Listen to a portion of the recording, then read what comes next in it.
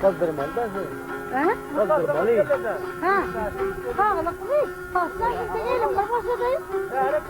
Sonra var. Ama sağlık mı? Sen niye koydun? Erkenler. Kutsak bulhamzan olan yüzün soğudu. Yurttan ayrıp kıyva kıldı.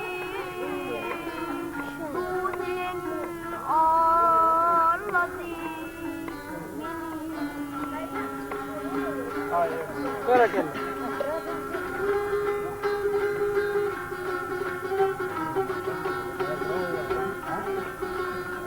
Dünya ulguyla minzer.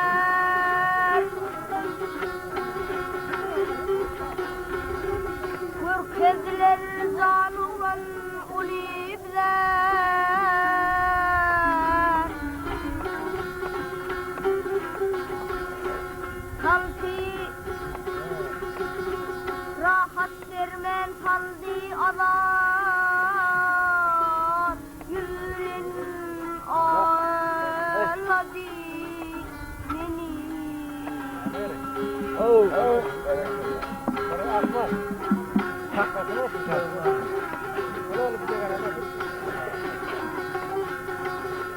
Senin çekicileri görmedik kumattığını yad ettirip kırgını bodrin ağladı beni. Ay bereketler.